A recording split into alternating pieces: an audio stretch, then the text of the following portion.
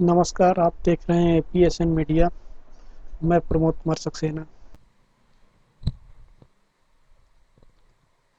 Media को लोकतंत्र में चौथा स्तंभ कहा जाता है। समाज द्वारा मीडिया को दी गई इस उपाधि का खास महत्व है।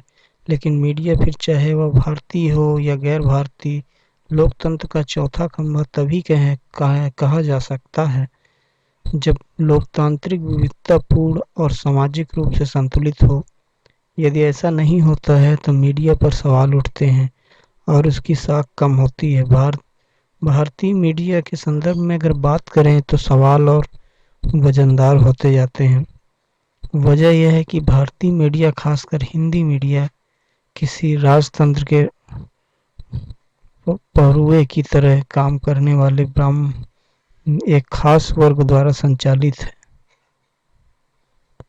भारतीय मीडिया में समाज के अलग अलग जाति समुदायों की कितनी और कैसी भागीदारी है, मीडिया में किस तरह के सवाल कौन लोग उठाते हैं आदि से संबंधित एक सर्वेक्षण ऑक्सफैम इंडिया और न्यू लॉन्ड्री वेब के पोर्टल के जरिए सामने आया है। इस सर्वेक्षण में स्पष्ट रूप से कहा गया है कि भारतीय मीडिया का चरित्र भारत के बहुसंख्यक दलित बहुजनों के अनुकूल नहीं है। मसलन सर्वेक्षण रिपोर्ट में बताया गया कि समाचार पत्रों, टीवी न्यूज चैनलों, न्यूज वेबसाइटों और पत्रिकाओं में न्यूज रूम का नेतृत्व करने वाले 121 व्यक्तियों, मुख्य संपादकों, प्रबंध संपादकों, कार्यकारी संपादकों, ब्यूरो प्रमुखों व इनपुट आउटपुट संपादकों में से 106 किसी खास जातियों में से हैं। इनमें से एक भी SC/ST नहीं था। एक जानकारी यह भी है कि न्यूज चैनलों ने अपने प्रमुख बहस कार्यक्रमों में 70% में जिन पैनलिस्टों को आमंत्रित किया है उनमें से बहुसंख्यक एक खास जाति वर्ग के हैं। वही अंग्रेजी अखबारों में प्रकाशित लेखों में से 5% से अधिक दलितों और आदिवासियों के द्वारा लिखित नहीं थे। हिंदी और अंग्रेजी समाचार पत्रों में जाति से जुड़े मुद्दों पर लिखने वाले में से आधे से अधिक ऊंची जातियों के थे। उपरोक्त सर्वेक्षण की रिपोर्ट में तस्दीक करती है कि भारतीय मीडिया को लोकतंत्र का चौथा स्तंभ नहीं कहा जाना चाहिए, क्योंकि इसमें दलित बहुजनों की भूमिका नगण्य है। भारतीय मीडिया के न्यूज रूम में बैठे लोगों के लिए पत्रकारिता का मतलब दलित बहुजनों की आवाज को दबाना, महिलाओं का मजाक उड़ाना, वंचित तबकों के नेताओं को बेइज्जत करना, ताबीज राशियां और धन वर्षा यंत्रों, सेक्स की ताकत की दवाई, चमत्कारों का प्रचार करना होता है। यही कारण है कि आम लोग तथाकथित मुख्य धारा की मीडिया को गोदी मीडिया, बिकाऊ मीडिया या मनुवादी मीडिया जैसे नामों से संबोधित करने लगे हैं। इसके बरक्स आम जनता का मीडिया, जिसमें बहुजन मीडिया कहते हैं, अपनी पहचान बनाती जा रही। यह मीडिया प्रिंट से लेकर इलेक्ट्रॉनिक माध्यमों में लगातार अपनी पकड़ बना रहा है। संसाधनों की कमी के बावजूद यह मीडिया एक खास वर्ग के वर्चस्व वाले मीडिया से सीधी टक्कर ले रहा है। अब प्रश्न यह उठता है कि बहुजन मीडिया का मजबूत बनाए जाने की आवश्यकता क्यों है। यह तो स्पष्ट है कि मुख्य धारा का मीडिया बहुजनों की बात, उनके नायकों की बात नहीं करता। एक उदाहरण यह कि हर वर्ष 14 अक्टूबर को दीक्षा भूमि नागपुर में, 14 अप्रैल को महू तथा 6 दिसंबर को चैत्य भूमि दादर मुंबई में लाखों लोगों के जुटने से एक वर्ग के मीडिया के लिए कोई महत्व नहीं है। इसके लिए तो केवल 100-150 लोगों के शस्त्र पूजन कार्यक्रम महत्वपूर्ण होते हैं। इसी तरह बहुजनों के साथ होने वाले अत्याचारों के समाचार को तवज्जो नहीं दी जाती। प्रायः यह देखा जाता है कि मुख्य धारा का मीडिया समाचार प्रसारण में पक्षपात करता है। यदि अपराधी किसी खास वर्ग का है तो उसकी पहचान छिपा दी जाती है, उनके लिए केवल दबंग शब्द का उपयोग किया जाता है। वहीं यदि आरोपी दलित बहुजन समाज से आता है तो उसकी जाति सहित सारी पहचान उजागर कर दी जाती है, मानो अपराधी वह नहीं, उसकी पूरी जाति है। वर्ष 2019 में दैनिक हिंदुस्तान द्वारा प्रकाशित एक खबर को उदाहरण के रूप में लिया जा सकता है। इस खबर का शीर्षक बूचन गिरोह का शूटर कुख्यात विनोद यादव धराया। वहीं एक खबर जो 2 जून की है, इसका शीर्षक है जानलेवा हमला करने वाला दबंग गिरफ्तार। पिछले वर्ष की बात है जब तबलीगी जमात के लोगों के बारे में खबर फैलाई गई कि वह कोरोना बम है, कोरोना फैला रहे हैं। वहीं कुंभ मेले पर प्रश्न नहीं उठाए गए। इसी प्रकार सुशांत सिंह की आत्महत्या से लेकर हाथरस कांड तक में सच को छिपाकर झूठ फैलाया गया।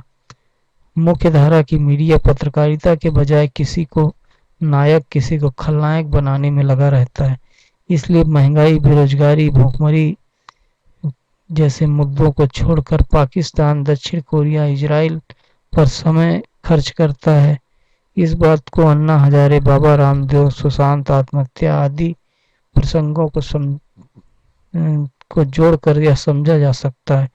यह नायकवाद का पक्षधर होने के कारण हमेशा नायक पूजा में लगा रहता है और प्रश्न भी सत्ता पक्ष के बजाय विपक्ष से पूछता है।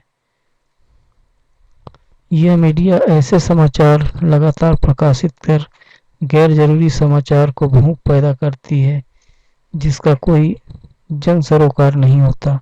उदाहरण के तौर पर श्रीदेवी की मौत, सैफ अली खान व करीना कपूर खान का बेटा तैमूर, फिल्म अभिनेता सुशांत आत्महत्या का मामला आदि महीनों न्यूज में चलाया गया।